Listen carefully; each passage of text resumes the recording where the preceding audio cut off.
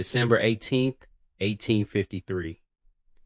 At the Ashwick Rice Estate on the Georgia coast, 14 people sit beneath a chandelier of burning candles. Silver shines. Crystal catches the light. A glazed ham steams at the center of the table, and beside it rests a small porcelain bowl filled with black cherry conserve. No one at the table notices the young black woman standing against the wall. They notice only her hands. The hand that pours the Madeira, the hand that passes the conserve, the hand that lifts a dropped napkin before it touches the floor. Her name is Amara Reed. She is 19 years old.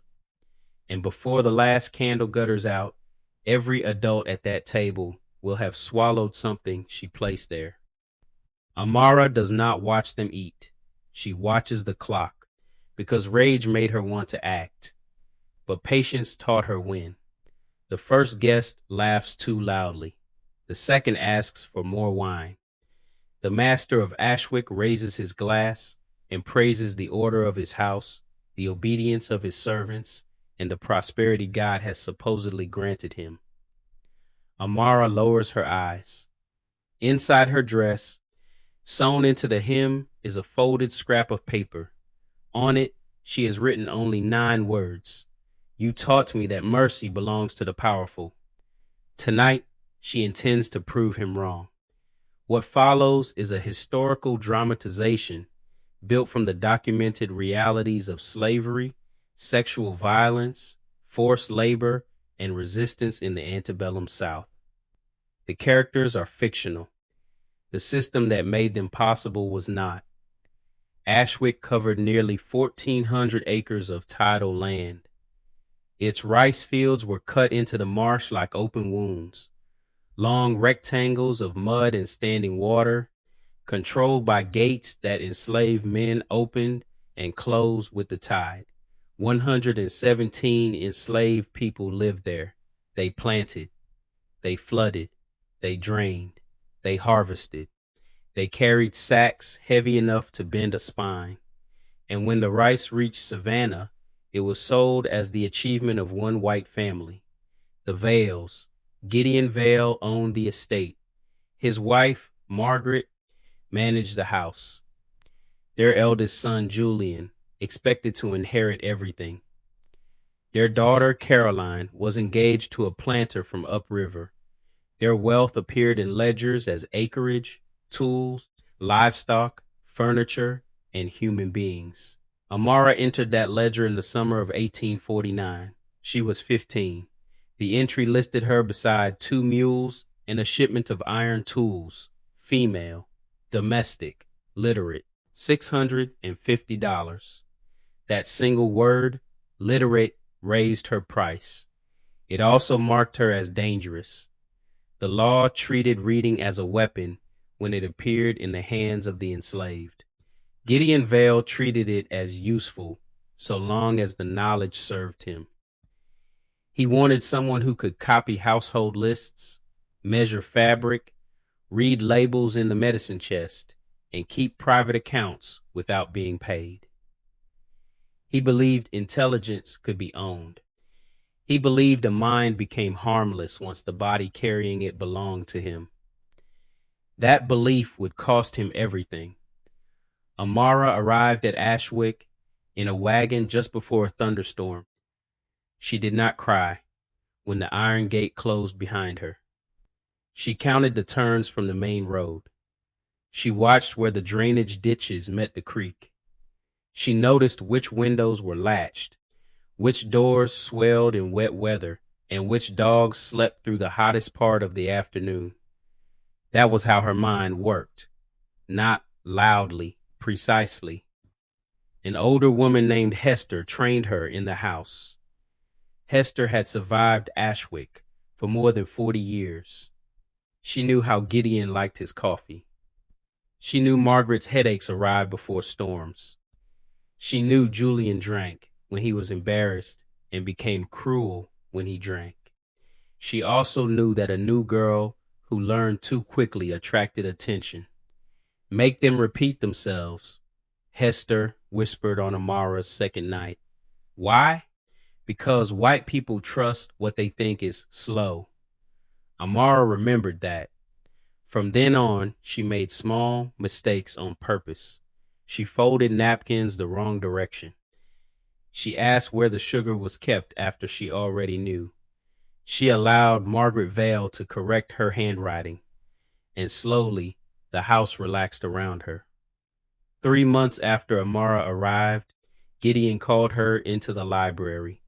Julian stood near the fireplace. He was 23, pale from indoor life, dressed in a coat made from cloth Amara could never legally own. Gideon spoke as if arranging furniture. Amara would sleep in the room beside Julian's chambers. She would attend to his needs. She would not be permitted to marry anyone in the quarters. Any children she bore would belong to Ashwick. Julian did not object. He only stared at the carpet. That was the first thing Amara learned about him. He could be ashamed and still obey. He could know something was wrong and still benefit from it. He could call himself gentler than his father while doing exactly what his father required. The door to Amara's new room locked from the hallway. At night, Julian carried the key. For 4 years, the Vales called this arrangement civilized. Amara called it nothing. She learned that naming pain did not stop it, so she stored facts instead. She learned which floorboards creaked outside Julian's room. She learned how long Gideon slept after drinking. She learned that Margaret hid laudanum in the sewing cabinet. She learned that Caroline Val smiled at enslaved children before choosing which ones would be sent to work in the fields. She learned the distance between kindness and innocence. It was much larger than Ashwick's white family imagined. In 1850, Amara became pregnant. The child came too early and lived less than an hour. No grave marker was made. The plantation ledger recorded the event as a failed increase. Not daughter, not death, failed increase. Amara copied those words herself. Gideon made her do it because her handwriting was clean. The second pregnancy ended the following year. This time, the baby was born still. Hester wrapped the tiny body in a piece of worn blue cloth and carried it out before dawn. She buried the child near a live oak beyond the quarters, where the roots rose from the ground like knuckles. Amara stood beside the grave with no preacher, no bell, and no name to speak. Julian did not come. That night, he sent a message saying he was unwell. Amara understood. His discomfort mattered to him more than her dead child. Something inside her did not break. Breaking would have been easier. Something hardened. The next morning, she returned to the house. She served coffee. She opened curtains. She answered Margaret Vale with "Yes, ma'am," and she began to watch the garden. Ashwick's kitchen garden sat behind a brick wall. Inside it grew beans, onions, sage, mint, roses, medicinal herbs, and several ornamental plants imported because Margaret liked their flowers. An enslaved man named Abram tended the beds. He had once worked with a healer in coastal Carolina. People from the quarters came to him with fever, infected cuts, childbirth pain, and swollen joints. He knew what soothed. He also knew what harmed. Amara never asked him for a weapon. She asked how to stop a cough, how to ease cramping, how to recognize a plant that should never touch a child's mouth. Abram answered carefully. Knowledge was not innocence under slavery. A remedy could save someone. The same knowledge, misunderstood or misused, could kill. Plants don't choose, he told her. People choose. Amara looked toward the White House beyond the wall. Then people should be careful what they teach us. Abram stopped speaking after that, but Amara kept learning, not through recipes, not through instructions, through observation. She watched what insects avoided.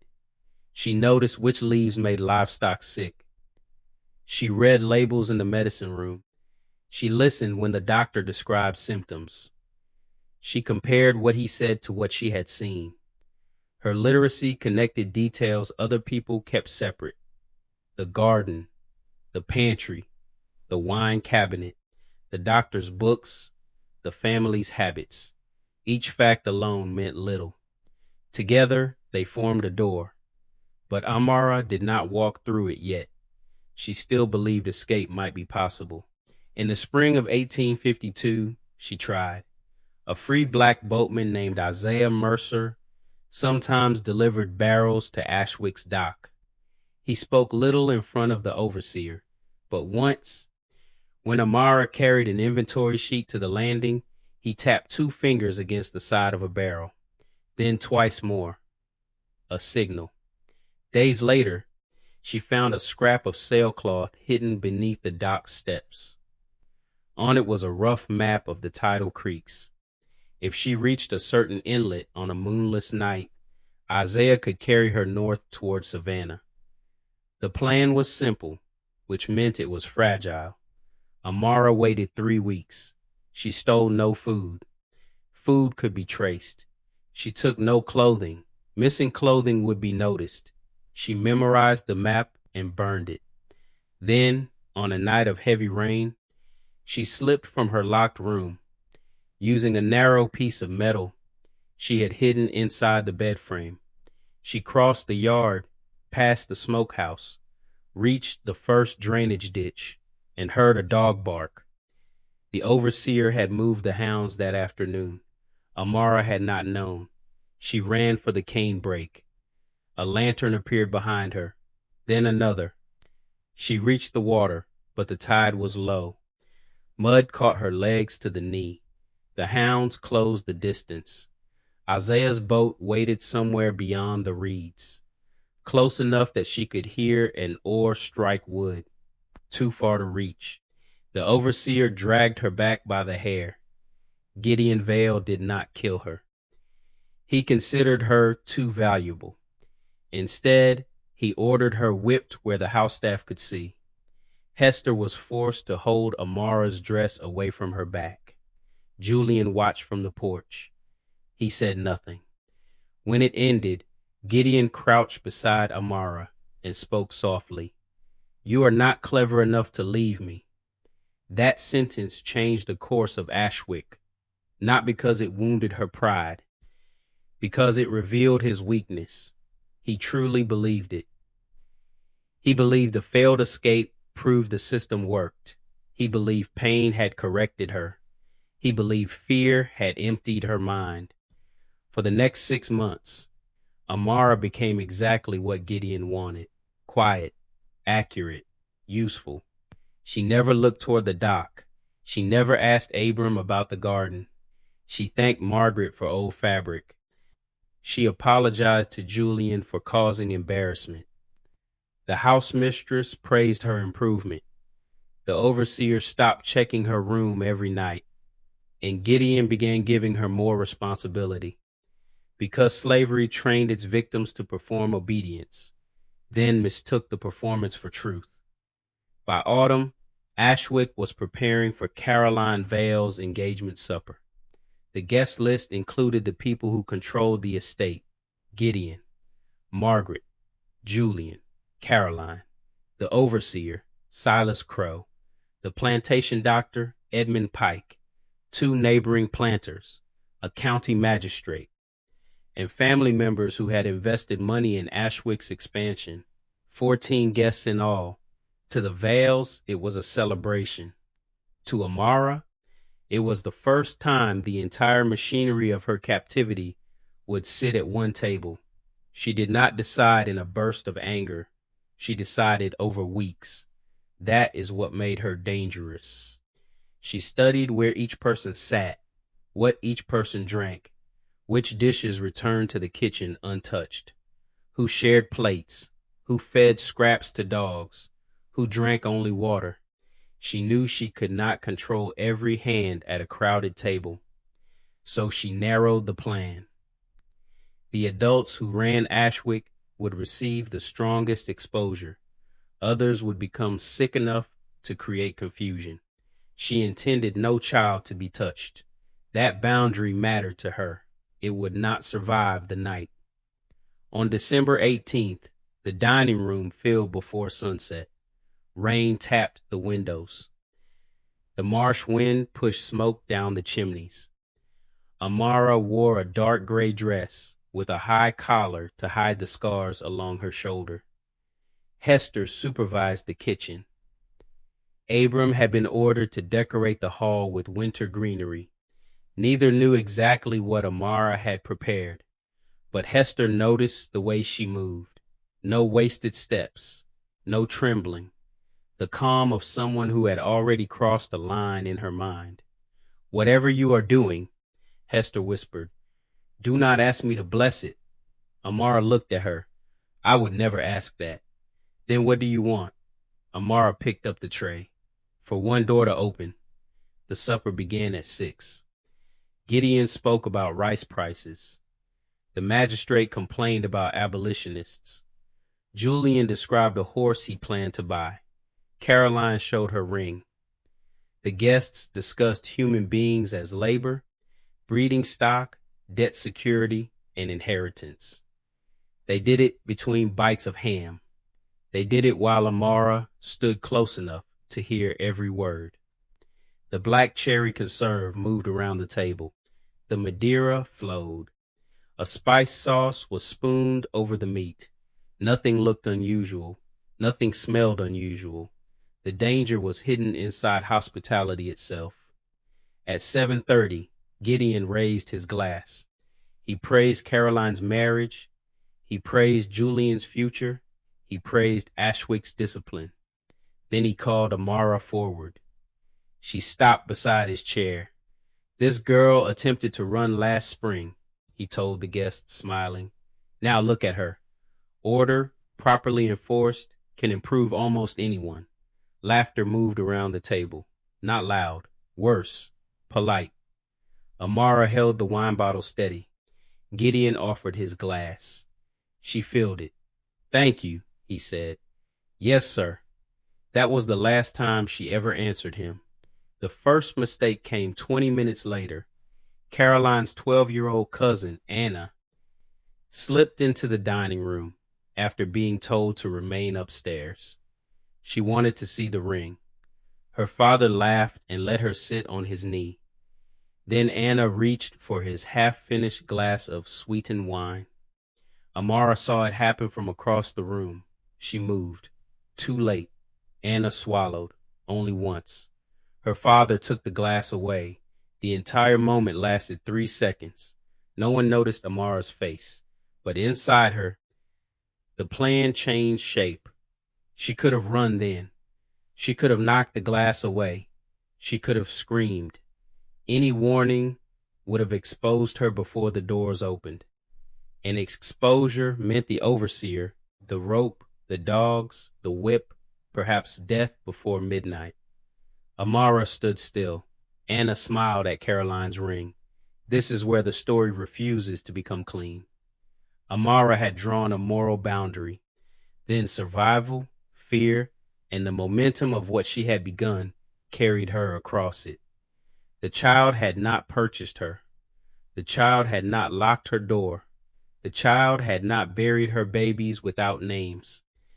But the child drank from the same table, and Amara said nothing. At 8, the guests moved into the parlor. At 8:15, the magistrate complained of stomach pain. At 8:30, Margaret Vale dropped a teacup. At 8:40, Gideon tried to stand and fell against the mantel. Then the room collapsed into panic. Julian vomited beside the piano. Caroline screamed for the doctor. The doctor, already sweating, could barely open his case. Silas Crow staggered toward the kitchen, demanding to know what had been served. Amara was no longer there. She had gone upstairs 10 minutes earlier. Inside her room, she removed the gray dress and put on a rough brown work dress hidden beneath the mattress. She took a wool shawl, a small knife, 2 biscuits, nothing else. On the bed, she left Gideon's library key. Beside it, the scrap of paper. You taught me that mercy belongs to the powerful. Then she unlocked her own door. For 4 years, that door had closed from the outside. On this night, Amara opened it from within. She moved through the service hall while the family cried out below. Hester stood near the kitchen entrance. Their eyes met. Hester looked toward the rear door. It was unlatched. Amara never knew whether the wind had opened it or Hester had. She stepped into the rain.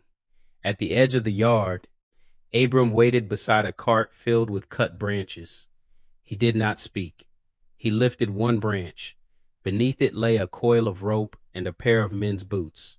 Amara put them on. The boots were too large. They saved her footprints from being recognized. Abram pointed toward the eastern ditch. The tide was rising. This time, the mud would not hold her. Behind her, a bell rang from the house. The alarm. Amara crossed the rice bank. Rain erased the sound of her steps. She entered the reeds, and Ashwick disappeared. By midnight, all 14 guests were ill. 12 suffered severe symptoms. 6 would eventually die. Gideon Vale survived the first night. So did Margaret. Julian drifted in and out of consciousness. The doctor understood that the supper had been contaminated, but he could not identify the exact cause and had no effective treatment. He ordered the remaining food destroyed. That decision erased much of the physical evidence. It also allowed the Vales to claim later that no one could prove what had happened. But Gideon needed no proof. He read Amara's note.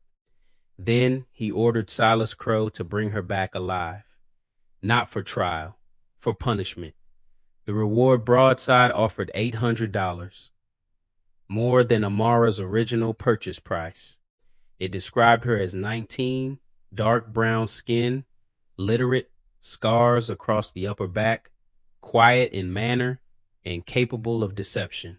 That final phrase revealed more about Gideon than it did about her. He had spent 4 years mistaking survival for honesty. Now he called the difference deception. Slave catchers searched the road to Savannah.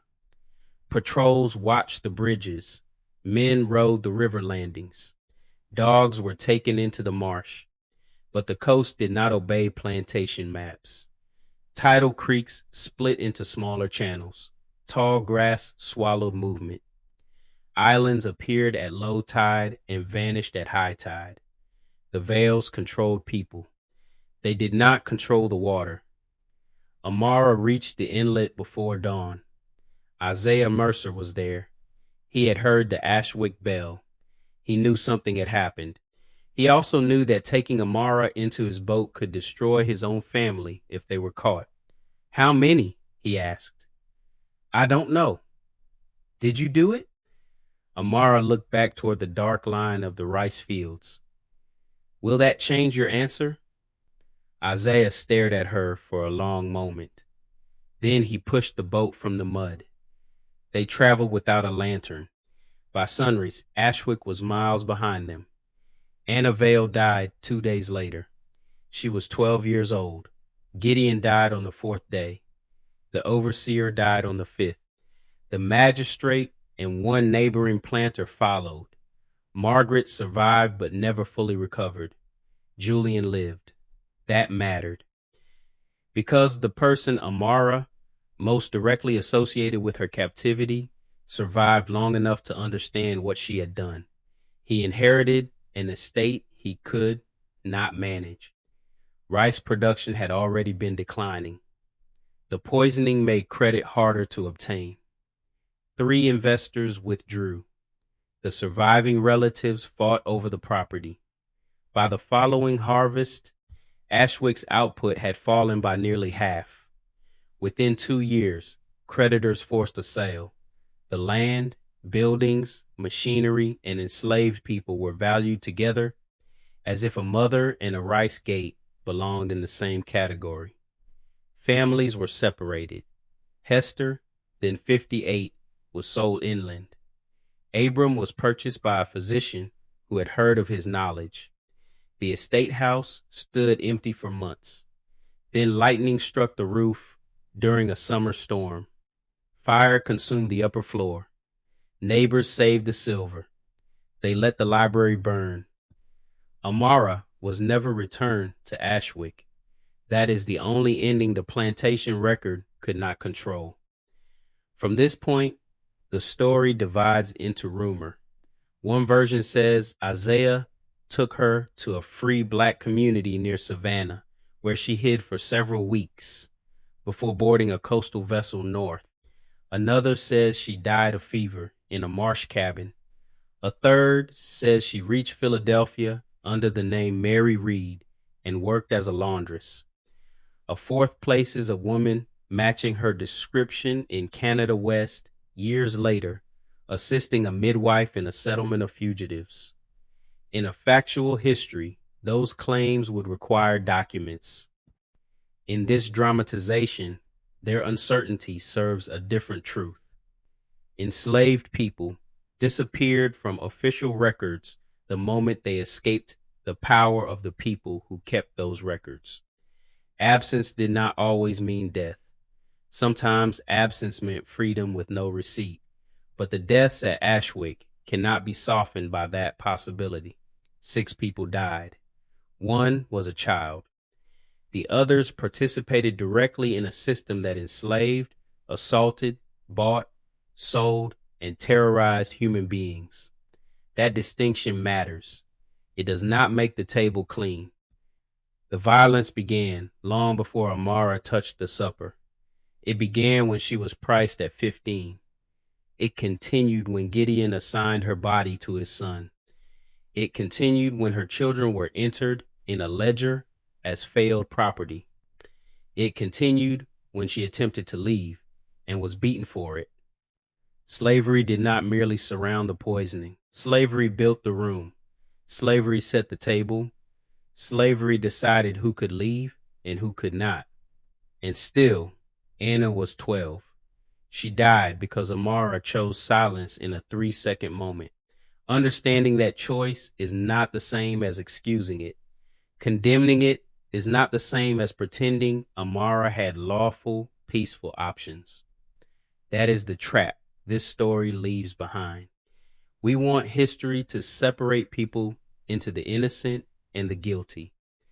But systems of terror contaminate every choice inside them. They force victims to calculate survival with tools created by the oppressor. They turn kitchens into battlefields. They turn knowledge into contraband. They turn mercy into a privilege rationed by power. Amara learned all of that before she was 20. Gideon Vale believed he had taught her obedience. Julian believed shame made him less responsible. Margaret believed household order was gentleness. The magistrate believed law and justice were the same thing. Ashwick believed its violence was invisible because it was ordinary. The poisoned supper made it visible, not nobly, not cleanly, not without innocent blood, but visibly. The true horror was not that one enslaved woman became capable of killing. The true horror was the world that trained her to believe killing was the only door left. Perhaps Amara died in the marsh. Perhaps she reached the north. Perhaps she spent the rest of her life healing people with the same knowledge that once helped her destroy a house. We cannot know. But we know what Ashwick tried to make her.